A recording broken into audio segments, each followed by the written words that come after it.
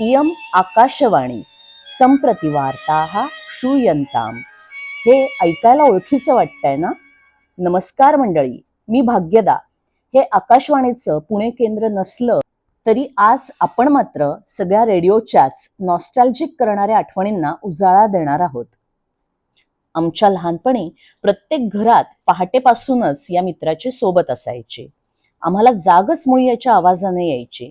Slow living वगैरे concept आत्ताच्या काळात फारच फॅसिनेटिंग आणि ट्रेंडिंग असल्या तरी तेव्हा प्रत्येक जणच या स्लो लिव्हिंगचा मनमुराद आनंद घेत असायचा.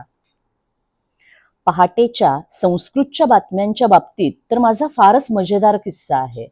लहानपणी अभ्यास वगैरे माझा नावडताच प्रांत होता. त्यात परीक्षा म्हणजे तर नको नको.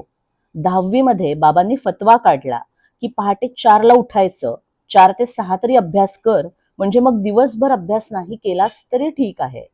मग पहाटे 4:45चा गजर, त्यानंतर प्रातर्विधी, देवाला नमस्कार आणि मग 4 ते 6 अभ्यास, असा रोजचा कार्यक्रम. पण थंडीचे दिवस आणि समोर कंटाळवाणी सूत्र, ती पाठ करता करता कधी डोळा लागायचा कळायचंच नाही. मग जोरात पाठांतर करायची शिक्षा झाली. कसंबसं या अडचणींवर मात करून अभ्यास तर व्हायचा, पण 6 वाजले की शेजारच्या आजी रेडिओ लावायच्या, आणि तो पण जोर जोरात, कारण त्यांना ऐकू कमी यायचं. मग आपल्या पथ्यावरच की 6 वाजले की त्यांचा रेडिओ सुरू झाला की माझी सुट्टी. पण तेव्हापासून हे इयम आकाशवाणी हे वाक्य फार म्हणजे फारच आवडतं.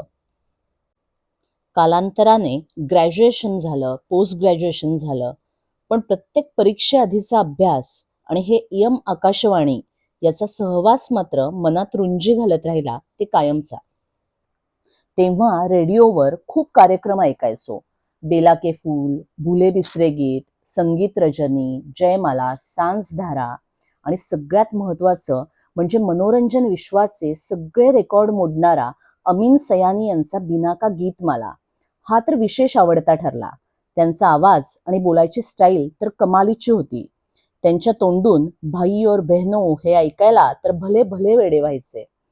दिवाळीच्या अभ्यंग स्नानाच्या वेळी लागणारं बुवांचं कीर्तन, याशिवाय तर दिवाळी अपूर्णच. यानंतर कॉलेजच्या दिवसांमध्ये आत्ताचे कालबाह्य झालेले टेप रेकॉर्डर, वॉकमन हे आले.